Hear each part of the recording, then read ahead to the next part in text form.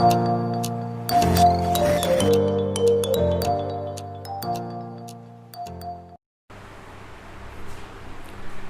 Everyone, welcome to the fifth lecture of the chemical kinetics. इससे पहले हमने 4 lecture complete कर लिया है और आज हम सबसे पहले देखेंगे कुछ इंपॉर्टेंट रिएक्शंस है, ठीक है, जिनका मतलब रेट लो एक्सप्रेशन मैंने लिखा हुआ है साथ में। ये सारे एक्सपेरिमेंटल रेट लो एक्सप्रेशन है और जो एक्सपेरिमेंटली मिला है आपका रेट लो एक्सप्रेशन में ऑर्डर जो भी है वो हमें स्टडी करना है, ठीक है। ये this 5-6 examples are very important. Directly कभी कभी क्वेश्चन में डायरेक्टली पूछा जा जाता है, ठीक है। जैसे कि ये वाला रिएक्शन दे दिया, बोलेगा कि what is the order of this reaction, ठीक है। तो यहाँ पे देखिए सबसे पहला रिएक्शन जो है 2 मोल ऑफ N2O5 से आपका 4 mole of NO2 plus O2 हो रहा है। इस वाले रिएक्शन का जो रेट लो एक्सप्रेशन है वो आपका R equal to K N2O5 to the power 1, ठीक है। तो ये ऑर्डर हो गया फर्स्ट ऑर्डर रिएक्शन, ठीक है। इसके आगे आपका 2 है, ये स्टोइकोमेट्रिक कोएफिशिएंट है लेकिन ऑर्डर आपका 1 है, ठीक है। There is no relation between the stoichiometric coefficient and the order of the reaction, है ना, क्योंकि हमें पहले से पता है कि ऑर्डर ऑफ द रिएक्शन क्या होता है, एक्सपेरिमेंटली डिटरमाइंड, राइट। तो order of this reaction is 1। Second वाला रिएक्शन में देखिए 5Br minus BrO3 minus plus 6, इस पर मैंने बैलेंस रिएक्शन लिखा है वाला। तो इस वाले रिएक्शन का जो रेट है, रेट R इक्वल टू क्या है, K Br minus BrO3 minus and H plus square. यहाँ पे H प्लस क्या कैटलिस्ट है, ठीक है। BrO3 माइनस क्या रिएक्टेंट है, Br माइनस क्या है रिएक्टेंट है, ठीक है। यहाँ पे N2O5 क्या था, ये भी रिएक्टेंट था। लेकिन इस वाले रिएक्शन में क्या हो रहा है, आपका कैटलिस्ट भी इन्वॉल्व हो रहा है। इसका मतलब ये हो गया कि in the rate law expression, okay, for some of the reaction the catalyst में ऑल्सो इन्वॉल्व, ठीक है। कैटलिस्ट भी इन्वॉल्व हो सकता है, ठीक है। रिएक्टेंट तो होता ही हमें पता है, लेकिन कभी कभी कैटलिस्ट भी हो सकता है। लेकिन अभी इस वाले रिएक्शन में देखिए 2 मोल ऑफ O3 से 3 मोल ऑफ O2 आ रहा है। तो R equal to K O3, ठीक है, ये ओजोन है और ओजोन आपका रिएक्टेंट है और ऑक्सीजन भी आ रहा है यहाँ पे, ऑक्सीजन आपका यहाँ पे प्रोडक्ट है। तो इसमें कंफ्यूज नहीं होना है, ये एक्सपेरिमेंटली है, मतलब एक्सपेरिमेंटली डिटरमाइंड है कि एक्सपेरिमेंटली इज फाउंड है the rate of this reaction not only depend upon the concentration of O3 ozone but also depend upon the concentration of O2, ठीक है। and what is the order with respect to O2, -1. what is the order with respect to O3, it is a 2. it is second order with respect to ozone and -1 order with respect to O2, ठीक है। तो this is experimentally determined, इसमें confusion नहीं होना है, ठीक है। तो ये कैसे आ गया, इसको हम डिटरमाइन नहीं कर सकते, ये एक्सपेरिमेंटली ही स्टडी कर सकते हैं इसको, ठीक है। तो ये ऑर्डर हो गया। इसी तरह से ये भी हो गया आपका रेट लो एक्सप्रेशन, ठीक है। ये भी हो गया आपका रेट लो एक्सप्रेशन, ये भी हो गया आपका रेट लो एक्सप्रेशन, ठीक है। तो अभी देखते हैं 4 नंबर पे, ये हो गया 1 2 3 4 नंबर पे देखते हैं। 4 नंबर पे NO2 प्लस CO, ठीक है, इससे आपको मिल रहा है NO and carbon dioxide, okay. ये एक रिएक्शन है। इसका जो रेट लो एक्सप्रेशन है R इक्वल टू NO2 और कार्बन मोनोऑक्साइड, ठीक है। कार्बन मोनोऑक्साइड का जो ऑर्डर है आपका 0 है और NO2 का जो ऑर्डर है वो 2 है। इसका मतलब ये है कि NO2 के रेस्पेक्ट में सेकेंड ऑर्डर काइनेटिक्स है, लेकिन CO के रेस्पेक्ट में 0 है ना। तो आप बोल सकते सर अगर इसका CO के रेस्पेक्ट में 0 है तो ये नहीं लिखने से भी होता है ना, नहीं लिखने से भी होता, लेकिन मैं इसको यहाँ पे इसलिए लिख रहा हूँ कि आप लोगों को समझाने के लिए, बोलने के लिए कि नहीं CO के रेस्पेक्ट में ऑर्डर क्या है, 0 है, मतलब है ना। कभी कभी ऐसा भी हो सकता है, पूछ सकते हैं what is the order with respect to CO, तो यहाँ पे 0 order with respect to CO, ठीक है। How it is determined, it is determined experimentally, okay. तो फिर यहाँ पे आइए, ये क्या है, इथानल है। इथानल से आपको मीथेन एंड कार्बन मोनोऑक्साइड मिल रहा है, ठीक है। डिकम्पोजिशन रिएक्शन है। इसका जो रेट है R इक्वल टू K, ये हो गया आपका इथानल, ठीक है। इथानल टू द पावर 3/2, तो order with respect to ethanal is 3/2, ठीक है। 3/2 का मतलब 1.5 ऑर्डर हो गया, है ना। तो फिर ये लास्ट वाला रिएक्शन देखिए, ये हो गया 2 mole of SO2 plus oxygen, यहाँ से आपको 2 मोल ऑफ SO3 मिलने वाला है, ठीक है। इसमें आपका जो कैटलिस्ट है NO, नाइट्रिक ऑक्साइड है। तो ये वाला स्टेप्स एक्चुअली मिडिल स्टेप है ऑफ कॉन्टैक्ट प्रोसेस, ठीक है। कॉन्टैक्ट प्रोसेस क्या होता है, सल्फ्यूरिक एसिड मैन्युफैक्चर का प्रोसेस है। आपको P ब्लॉक में मिल जाएगा या फिर मेटलर्जी में भी है, सर्विस केमिस्ट्री में भी है, ठीक है। तो आपको सल्फर, अगर आपको सल्फ्यूरिक एसिड प्रिपेयर करना है तो सबसे पहले आपको सल्फर डाइऑक्साइड से सल्फर ट्राइऑक्साइड में कन्वर्ट करना है, ठीक है। फिर वहाँ से आपको सल्फ्यूरिक एसिड में अगर आप डिजोल्व कर दोगे तो ऑलियम मिलेगा आपको, है ना। तो ये कॉन्टैक्ट प्रोसेस है। तो लेकिन इस वाले स्टेप का जो ऑर्डर है R equal to K, O2 के रेस्पेक्ट में 1 है, NO के रेस्पेक्ट में 2 है। NO क्या है, कैटलिस्ट है ना, लेकिन SO2 नहीं आ रहा है। SO2 के रिस्पेक्ट में क्या हो जाएगा, तो 0 ऑर्डर हो जाएगा, है ना। तो बस यही है, आपको ये जानना है कि in the rate law expression सिर्फ रिएक्टेंट इन्वॉल्व नहीं होता है, कभी कभी आपको प्रोडक्ट भी इन्वॉल्व होता है और कभी कभी आपका कैटलिस्ट भी इन्वॉल्व होता है, ओके। तो इस जो 6 रिएक्शन हमने यहाँ पे पढ़ा अभी, इसके रेस्पेक्ट में 6 रिएक्शन के रेस्पेक्ट कुछ कंक्लूजन लिखते हैं यहाँ पे, ठीक है। सबसे पहला कंक्लूजन में क्या लिख सकता हूँ, कंक्लूजन, सबसे पहला जो कंक्लूजन में लिख सकता हूँ, there is no relation between order and stoichiometric coefficient, है ना। स्टोइकोमेट्रिक कोएफिशिएंट और ऑर्डर के बीच में कोई आपका रिलेशन नहीं है ना। और because order is always determined experimentally, okay. Order is always determined experimentally. Always determine experimentally, ठीक है, ये बात आपको याद रखना है, ठीक है, एक्सपेरिमेंटली। दूसरा पॉइंट हम क्या लिख सकते हैं कि in the rate law expression, okay, along with the reactant sometimes the product and catalyst may also involve, okay, in the rate law expression, okay, along with reactants sometimes catalyst and products may also involves, and products may also involve, ठीक है, ये बहुत important point है। तीसरा point देखिए, तीसरा point पे ये है कि रिएक्शन का जो रेट कांस्टेंट होता है या फिर जो रेट होता है ना, अगर कोई भी रिएक्शन का स्टोइकोमेट्रिक कोएफिशिएंट अगर हम चेंज कर देंगे तो उसका रेट या रेट कांस्टेंट चेंज हो जाता है, ओके, तो रेट या rate constant changes with the stoichiometric coefficient of the reaction, ठीक है, लेकिन rate of a particular substance, जैसे कि this only for the ozone या फिर ऑक्सीजन के लिए आपको रेट एक्सप्रेशन करना है, तो उसका रेट अगर आपका ये इस वाले रिएक्शन के लिए जो आएगा आप इसका डबल कर दोगे ना, मतलब 2 से मल्टीप्लाई कर दोगे, मल्टीप्लाई करने के बाद स्टोइकोमेट्रिक कोएफिशिएंट चेंज हो जाएगा, तो तब भी आपका ये रेट ऑफ जो ओजोन है वो चेंज नहीं होने वाला, okay, there is the rate of a particular substance is independent of the stoichiometric coefficient, but rate of the reaction, complete reaction का जो रेट है वो स्टोइकोमेट्रिक कोएफिशिएंट के साथ चेंज होता है, अगर आप चेंज करोगे तो चेंज होगा, ठीक है, तो ये बात आपको लिखना है कि rate and rate constant changes, okay, changes with the stoichiometric coefficient, changes with the stoichiometric coefficient, okay, but rate of reaction of particular substance, rate of reaction of particular substance, okay, and order of reaction does not changes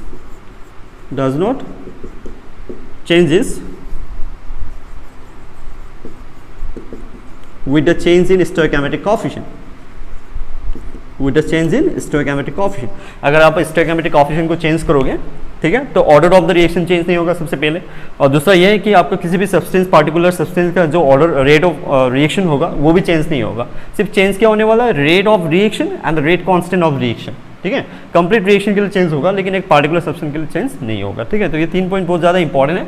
4th point में लिखता हूँ, 4th point यहीं पे लिखता हूँ रब करके,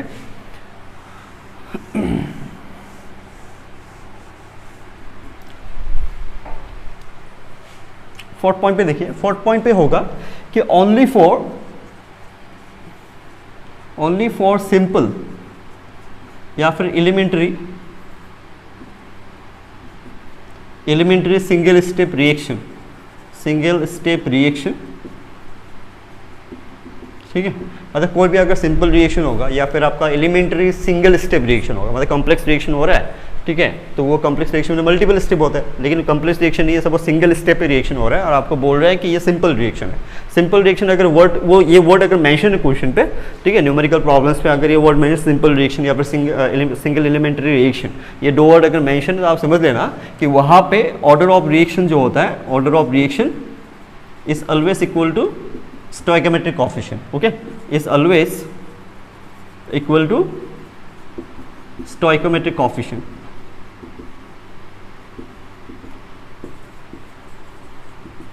ठीक है, ऐसा में क्या बोल रहा था कि आपका जो ऑर्डर है स्टोइकोमेट्रिक कोएफिशिएंट के साथ कभी भी इक्वल नहीं होता, ये बात सही भी है, लेकिन अगर आपको बोल दे ये रिएक्शन साइड में लिखा हुआ है सिंपल, अगर ब्रैकेट में लिख दिया यहाँ पे सिंपल या फिर एलिमेंट्री सिंगल स्टेप रिएक्शन, इस तरह से अगर लिख देगा तो वहाँ पे क्या होगा, जो ऑर्डर है वो स्टोइकोमेट्रिक कोएफिशिएंट के साथ इक्वल हो जाएगा, मतलब यहाँ पे अगर 2 है तो इसका ऑर्डर भी 2 होगा, ठीक है, अगर मेंशन है तो कोई भी रिएक्शन सिंपल है या नहीं है, एलिमेंट्री सिंगल स्टेप रिएक्शन है, सिंपल रिएक्शन है, ये हम पता कैसे चलेगा, वो भी आपको एक्सपेरिमेंटली ही डिटरमाइन करना है।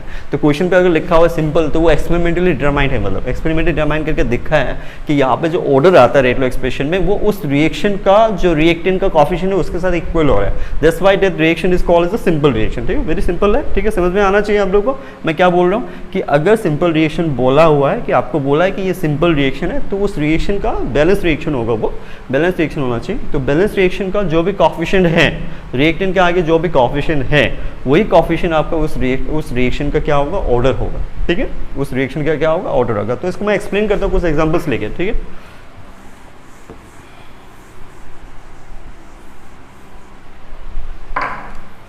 एक्सप्लेनेशन। जैसे कि H2 प्लस Cl2, ठीक है, ये 2 मोल ऑफ HCl, ठीक है। तो experimentally it is determined that इसका जो रेट लो एक्सप्रेशन है R equal to K, H2 0 है और Cl2 0 है, मतलब हाइड्रोजन का ऑर्डर क्या हो रहा है 0, लेकिन यहाँ पे कोफिशिएंट क्या है 1 है ना। इसका ऑर्डर क्या है 0, लेकिन इसका कोफिशिएंट क्या है 1 है ना। तो यहाँ पे तो जो आपका ऑर्डर आ रहा है वो कोफिशिएंट के साथ इक्वल नहीं हो रहा है, तो हम बोलेंगे definitely it is not a simple reaction. Okay, definitely it is not a simple reaction. तो सिंपल रिएक्शन क्या होना चाहिए, जहाँ पे ऑर्डर जो होगा वो ऑर्डर क्या होना चाहिए, कोफिशिएंट के साथ इक्वल होना चाहिए, तभी जाके हम बोलेंगे हाँ ये सिंपल रिएक्शन है, राइट। लेकिन ऐसा नहीं हो रहा है यहाँ पे, ठीक है। और एक एग्जांपल लेते हैं, ये पहला एग्जांपल है, दूसरा एग्जांपल लेते हैं। जैसे कि अगर मैं H2 प्लस Br2 लेता हूँ, ठीक है, मैंने क्लोरीन लिया था, अभी ब्रोमीन ले रहा हूँ, ठीक है।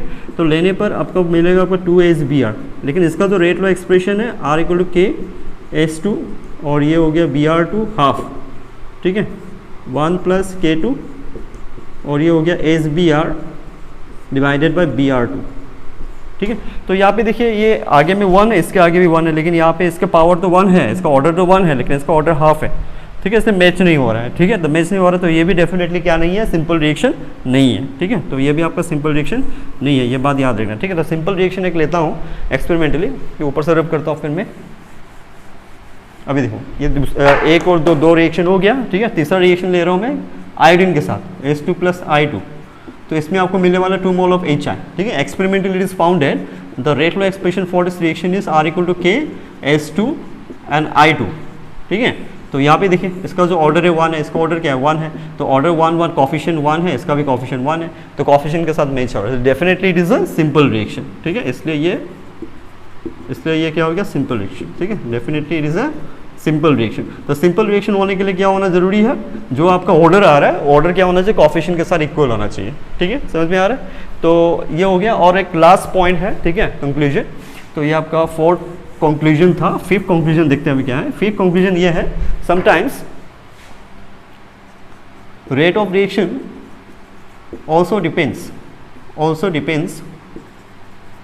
also depends on the condition of the reaction, depends on the condition of the reaction, condition मतलब जैसे कि प्रेशर, वॉल्यूम, टेम्परेचर, ये सब कंडीशन होता है रिएक्शन का। तो अभी एक रिएक्शन का जो रेट है वो कंडीशन के ऊपर भी डिपेंड कर सकता है। जैसे कि एग्जांपल डिकम्पोजिशन ऑफ गैसेस, ठीक है, किसी गैस को आप डिकम्पोज कर रहे हो, decomposition of gases on solid surface, ठीक है, ऑन सॉलिड सर, कोई भी सॉलिड ले लिया, जैसे कि आपका निकल, पैलाडियम, प्लेटिनम, उसके ऊपर आपको किसी गैस का डिकम्पोज करना, तोड़ना है, जिसका हाइड्रोजन मॉलिक्यूल, ठीक है। तो decomposition of gases on solid surface at low pressure, अगर आप लो प्रेशर पे कर रहे हो, then it is first order reaction, then is a first order reaction, okay.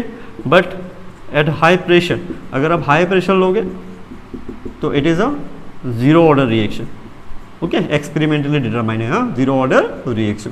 तो कंडीशन के ऊपर भी डिपेंड करता है कि प्रेशर आपका लो है कि हाई है। अगर हाई प्रेशर होगा, ठीक है, अगर हाई प्रेशर होगा तो हाई प्रेशर में क्या हो रहा है, आपका हाई प्रेशर में जीरो ऑर्डर काइनेटिक्स हो रहा है। लेकिन अगर लो प्रेशर होगा तो आपका क्या हो रहा है, ये आपका फर्स्ट ऑर्डर काइनेटिक्स हो रहा है, ठीक है। डिकम्पोजिशन गैसेस मतलब ये वाला रिएक्शन है, देखो इथिन मॉलिक्यूल है, ठीक है, इथिन मॉलिक्यूल में आपको हाइड्रोजन ऐड करना है ना, उसके लिए आपको एक मेटल देना होगा कैटेलिस्ट के हिसाब से, तभी जाके आपको क्या मिलेगा, एल्केन मिलेगा, इथेन मिलेगा, है ना।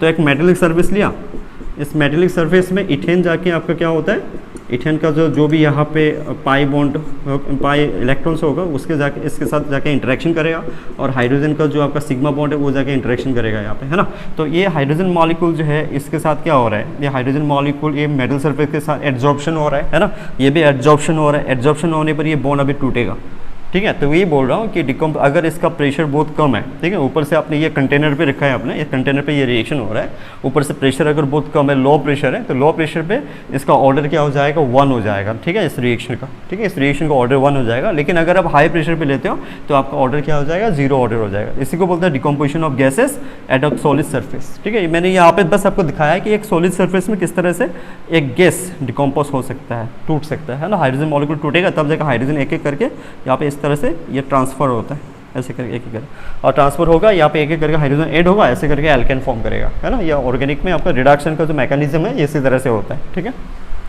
अभी हम दो न्यूमेरिकल करते हैं, देखिए यहाँ पे सबसे पहले ये वाला न्यूमेरिकल करते हैं। इसमें क्या बोला है कि rate of certain reaction depends on the concentration according to the relation this, ठीक है। रेट जो है ये रेट हो गया, रेट कॉन्सेंट्रेशन के साथ इस तरह से रिलेटेड है। तो determine the order and the rate constant of reaction when concentration is very very low. एक बार ये जब कंसंट्रेशन बहुत लो होगा तब आपको क्या करना है, ऑर्डर एंड रेट कांस्टेंट निकालना है। और एक बार क्या करना है, जब कंसंट्रेशन वेरी वेरी हाई होगा तब आपको ऑर्डर एंड रेट कांस्टेंट निकालना है, ठीक है। तो सबसे पहले देखते हैं क्या करना है यहाँ पे। सबसे पहले ए वाला कंडीशन लेते हैं, ठीक है। तो ए वाले कंडीशन में क्या बोला है, वेरी वेरी लो, मतलब कंसंट्रेशन टेंड्स टू जीरो, ठीक है। Concentration tends to zero, limit ले लेते हैं दोनों साइड में।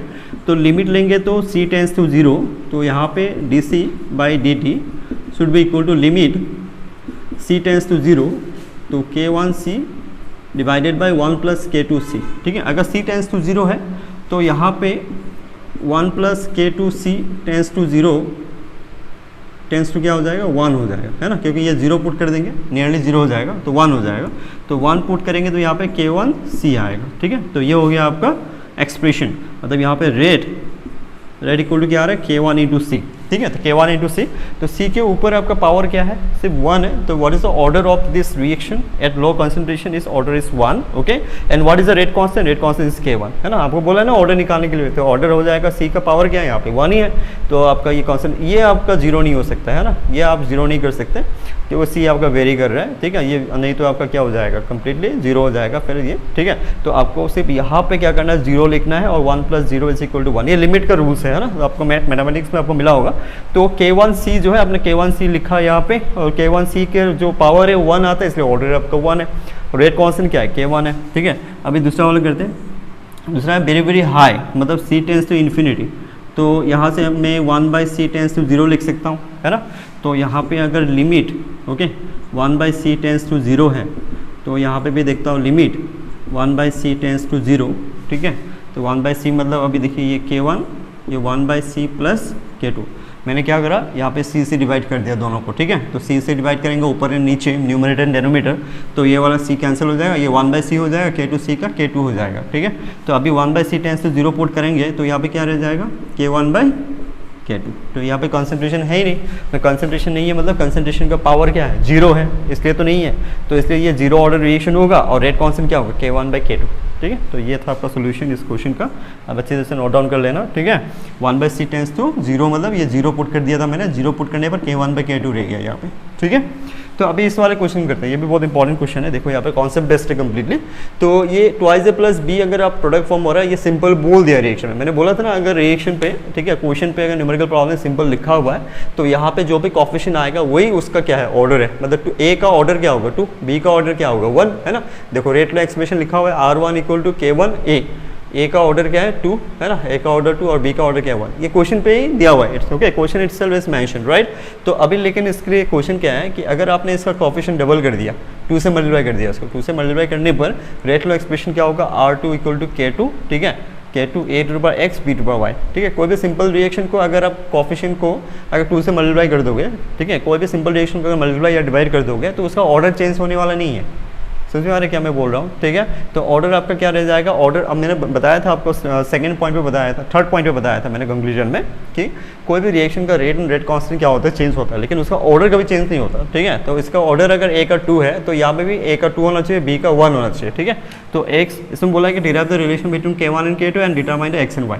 तो सोल्यूशन में x एंड y तो निकल ही गया, है ना, x क्या होगा 2, y क्या होगा 1, क्योंकि order can not change on changing the stoichiometry of the reaction, ठीक है, ये बात आपको याद रखना है। फिर आपको निकालना है K1 और K2 का रिलेशन क्या है, ठीक है। तो इस वाले रिएक्शन से R1 इक्वल टू क्या आएगा, -12 d of a divided by dt, है ना। और R1 मतलब क्या होता है, R1 मतलब होता है K1, देखो दिया हुआ है ना, तो a² ये b1 इज इक्वल टू, ठीक है, 2 को इस तरफ लाता हूँ, 2 को इस तरफ लाए तो -da/dt, ठीक है। तो ये इसको ऐसे रखते हैं अभी मैं दूसरे रिएक्शन के लिए लिखता हूँ, इस वाले रिएक्शन के लिए, ठीक है। तो इस वाले रिएक्शन के लिए क्या होगा, R2 इज इक्वल टू -1/4, क्योंकि यहाँ पे 4 है, ठीक है। तो d of a divided by dt, ठीक है। और R2 का मतलब क्या है, R2 का मतलब है आपका K2 a x b y, है ना। x क्या है, x तो आपका 2 है, ये b क्या है, b आपका 1 है ना। x एंड y ऑलरेडी हमने निकाल लिया है इसको। 4 को मैं इस तरफ लाता हूँ तो 4 इस तरफ आ गया, तो equal to minus D A by D T. तो देखो इस वाले एक्सप्रेशन में और इस वाले एक्सप्रेशन में दोनों इस साइड पे minus D A by D T minus D A by D T, तो ये और ये सेम होना चाहिए, है ना। तो ये दोनों को अगर मैं इक्वल कर दूंगा तो ए टू कैंसिल हो जाएगा, b और b कैंसिल हो जाएगा, क्या रह जाएगा 2k1 इक्वल टू 4k2। तो 2k1 इक्वल टू 4k2, मतलब यहाँ से k1 इक्वल टू 2k2, ठीक है, k1 इक्वल टू 2k2। तो ये है आपका relation between the k1 and k2, ठीक है, समझ में आ गया होगा, लिखिए अच्छी तरह से। अभी नेक्स्ट क्वेश्चन करते हैं, देखो इस वाले क्वेश्चन में इसमें बोला है कि 2 मोल ऑफ N2O5 से 4 mole of NO2 plus O2, है ना। ये कौन सा रिएक्शन है, जो मैंने इलस्ट्रेट किया था आपका 6 रिएक्शन, उसमें से ये रिएक्शन है, ठीक है। तो इसका आपका ऑर्डर आपको याद रहना चाहिए पहले से। रेट लॉ एक्सप्रेशन जो है, इसका रेट लॉ एक्सप्रेशन क्या था, रेट लॉ एक्सप्रेशन था R equal to okay K N2O5, ठीक है 1, ये रेट लॉ एक्सप्रेशन था, ठीक है। और इसके बाद क्वेश्चन में ये तीनों भी दिया हुआ है, बोला कि minus D N2O5 by D T, मतलब पर्टिकुलर सब्सटेंस तीनों के लिए रेट दिया हुआ है 1 2 3, ये दोनों आपका क्या है, प्रोडक्ट है, इसलिए ये दोनों आपका प्लस है यहाँ पे, राइट, ठीक है। तो यहाँ पे तीनों का ऑर्डर दिया हुआ है, ठीक है, तीनों का रेट दिया हुआ है K1 K2 K3 करके दिया हुआ है, ठीक है। और इसमें बोला है कि derive the relation between K1 K2 K3 and K तो ये हो गया, K किसका है, पूरा रिएक्शन का रेट कांस्टेंट है, और K1 K2 K3 क्या है, K1 with respect to N2O5, K2 with respect to NO2 and K3 with respect to O2 होता है, ठीक है। तो अभी यहाँ पे K1 K2 K3 और K के बीच में रिलेशन हम कैसे निकालें, देखो अभी ध्यान से यहाँ पे। तो अगर हम इस बोले रिएक्शन का रेट लॉ एक्सप्रेशन करते हैं, ठीक है, पूरा रिएक्शन का रेट लॉ एक्सप्रेशन, अगर रेट लॉ एक्सप्रेशन नहीं रेट ऑफ रिएक्शन अगर लिखते हैं तो क्या होगा, minus half D of N2O5 divided by D T is equal to क्या लिखेंगे, ये तो प्लस है, प्लस 1 क्योंकि ये प्रोडक्ट है दोनों, है ना, 1/4 D of NO2 divided by D T is equal two plus D of O2 divided by D T, ठीक है। तो यहाँ पे देखो ध्यान से D N2O5 by D T जो है, ओके, ये आपका रेट ऑफ रिएक्शन है ना। तो रेट ऑफ रिएक्शन इसको हम ये भी लिख सकते हैं dx by D T, okay, dx by D T, क्योंकि ये रेट ऑफ रिएक्शन है, ठीक है। तो rate of reaction is equal dx by D T is equal to half minus half, मतलब क्योंकि माइनस ये रिएक्टेंट है इसलिए माइनस आ गया, ये 2 है नीचे आना चाहिए कॉफिशिएंट, है ना, आपको पहले से पता होगा ये। तो D of N2O5 by D T is equal to 1/4 NO2 by D T और O2 बाई डी टी, ठीक है। तो यहाँ पे आप भी ध्यान से देखो, तो रेट ऑफ रिएक्शन है, रेट ऑफ रिएक्शन क्या है, ये है ना, तो rate of reaction K N2O5, ठीक है, और यहाँ पे क्या है half minus D N2O5 by D T minus D N2O5 by D T minus D N2O5 by D T का मतलब K1 इंटू N2O5, तो K1 इंटू N2O5, ठीक है, या फिर 1/4 plus D NO2 by D T, plus D NO2 by D T का मतलब है K2 N2O5, मैं सब सब्सटीट्यूट कर रहा हूँ, ठीक है, प्लस इसका मतलब क्या है K3 N2O5, ठीक है, N2O5। तो यहाँ पे देखो ये N2O5 N2O5 N2O5 N2O5 cancel हो जाएगा, तो कैंसिल होने के बाद आपको क्या मिलने वाला है, K equal to K1/2 is equal to K2/4 is equal to K2, ठीक है। तो यहाँ से बहुत इंपॉर्टेंट एक रिलेशन डिराइव होगा, ठीक है, एक इंपॉर्टेंट रूल्स भी आप बोल सकते हो। देखो यहाँ पे ध्यान से, अगर आपको K1 निकालना है तो K1 इक्वल टू क्या होगा 2K, अगर आपको K2 निकालना है तो K2 इक्वल टू क्या होगा 4K, है ना, मतलब ये K1 is rate constant with respect to this, K2 is the rate constant with respect to this, K3 is rate constant with respect to O2, है ना। तो K3 इक्वल टू क्या होने वाला K। तो यहाँ पे ध्यान से देखो, जब मैंने rate constant of particular substance okay compare किया with the rate constant of the reaction, तो आगे में नंबर आ रहा है कुछ, ये सारे नंबर्स क्या है, ये नंबर 2 जो है इसका कोएफिशिएंट है, ये 4 क्या है इसका कोएफिशिएंट है, ये यहाँ पे 1 है तो इसका कोएफिशिएंट है ना। तो यहाँ पे rate constant of any particular substance जो होता है वो इक्वल टू क्या होता है, हमेशा rate constant of the reaction multiply by the stoichiometric coefficient of the reaction, ठीक है। मतलब ये बोलना चाहता हूँ कि rate constant of any reactant, okay, या फिर any substance is always equal to rate constant of reaction multiplied by the stoichiometric coefficient, okay, of that reactant या फिर substance, ठीक है। तो ये एज अ फॉर्मूला आप याद रखना हमेशा, आपको कभी ऐसा भी पूछ सकता है, find the rate constant of A, find the rate constant of B, find the rate constant of C, मतलब A से सपोज B से हो रहा है, B का रेट कांस्टेंट निकालो, तो B का रेट कांस्टेंट K2 हो जाएगा, तो K2 इंटू K इंटू 4, ऐसा है मतलब, ठीक है। तो rate constant of any reactant is rate constant of reaction, मतलब K capital K multiply by the stoichiometric coefficient, ठीक है। तो रिलेशन क्या हो गया, रिलेशन तो यही है, ठीक है। एग्जाम में रिलेशन आपका ऐसा भी नहीं ऐसा नहीं देगा, थोड़ा सिंपल फॉर्म पे भी हो सकता है। तो 2 और 4 का आपका एलसीएम क्या होगा, 4 होगा। तो 4 से मल्टीप्लाई कर देना सब, तो 4 से मल्टीप्लाई करेंगे तो क्या मिलेगा आपको, 4k is equal to 2k1 is equal to k2 is equal to 4k2। ठीक है, ऐसे भी हो सकता है आंसर, है ना। इसको थोड़ा सिंप्लीफाई कर दिया, मतलब इसको मैंने 4 से मल्टीप्लाई कर दिया सब कुछ। ठीक है, तो 4 से मल्टीप्लाई करेंगे तो आपको ये मिलने वाला है। ओके, अभी हम स्टार्ट करते हैं detail discussion on zero order kinetics. ठीक है, detailed discussion, okay, detail discussion on zero order kinetics, zero order kinetics. ठीक है, तो जीरो ऑर्डर काइनेटिक रिएक्शन के लिए हम डिटेल डिस्कशन करेंगे। लेट अस कंसीडर एक रिएक्शन है, ए से बी हो रहा है। ठीक है, तो एट टी इक्वल टू 0 पे इसका कंसंट्रेशन ए नॉट मान लेता हूँ, इसका 0 हो जाएगा, है ना। इनिशियली रिएक्शन स्टार्ट ही नहीं हुआ है, तो बी का कंसंट्रेशन 0 और T equal to T time के बाद इसका concentration let us consider A naught minus X हो गया, मतलब इसमें से एक्स डिसोसिएट हो गया, तो ये कितना बनेगा, एक्स बनेगा। ठीक है, इसको हम ए टी भी लिख सकते हैं। तो what is A T, A T is the concentration of A left after time T, जितना रह गया है ना, मतलब रिएक्शन होने के बाद इतना रह गया है। This is the amount of A left after time T. Okay, amount मतलब कंसंट्रेशन। ओके, और ये क्या है, ये है बी टी। बी टी का मतलब ये है the concentration of B after time T is X. Okay, तो यहाँ पे देखो इसका जो एक्सप्रेशन होगा, जीरो ऑर्डर काइनेटिक्स बोल रहा हूँ, तो इसका रेट लॉ एक्सप्रेशन क्या होगा, आर ऑफ मतलब आर जो होगा, R equal to K concentration of A to the power 0, zero order है ना, तो ऊपर 0 लिखना है, तो इक्वल टू क्या हो जाएगा, के। ठीक है, तो आर इक्वल टू के, तो सबसे पहला एक्सप्रेशन यही बना आपका जीरो ऑर्डर काइनेटिक्स का। और रेट ऑफ रिएक्शन का क्या होता है, आर इक्वल टू क्या लिख सकते हैं हम, D x by D T लिख सकते हैं, है ना, एस इक्वल टू के। तो डी एक्स इक्वल टू क्या बन जाएगा, के इंटू डी टी। अब बहुत सारी इंटीग्रेशन कर लो। ठीक है, इंटीग्रेशन के डी टी, है ना, पूरा टोटल रिएक्शन के लिए हम कर रहे हैं, तो इंटीग्रेशन मतलब पूरा सम कर रहे हैं पूरा रिएक्शन के लिए, तो 0 से x तक और 0 से t तक। ओके, 0 से t तक, तो ये हो गया x इक्वल टू के टी। तो x इक्वल टू के टी आपको फॉर्मूला मिल गया, है ना, x इक्वल टू क्या है, के टी। x क्या था, x था आपका concentration of b at time t, तो concentration of b at time t is equal to x। ठीक है, और ए टी क्या है, A T is equal to A naught minus X, है ना, तो ए नॉट माइनस एक्स क्या मिला आपको, एक्स इक्वल टू के टी मिला है अभी भी, है ना, तो ए नॉट माइनस के टी, तो ये सबसे इंपॉर्टेंट है। ठीक है, मतलब ये है रिएक्शन है, आपका रिलेशन है for the zero order kinetics. तो ए टी क्या है, A T is the concentration of A left after time T, okay, is always equal to A naught minus K T. K क्या है, K is the rate constant of this reaction, T is the time after which the A naught becomes the A T. Okay, समझ में आ रहा है। तो इसका अगर मैं ग्राफ ड्रॉ करूँ ए टी वर्सेस टाइम, तो कैसा होगा, ऐसे हो जाएगा, क्योंकि ये माइनस के टी है, तो स्लॉप आपका स्लॉप क्या है, slope is equal to minus के।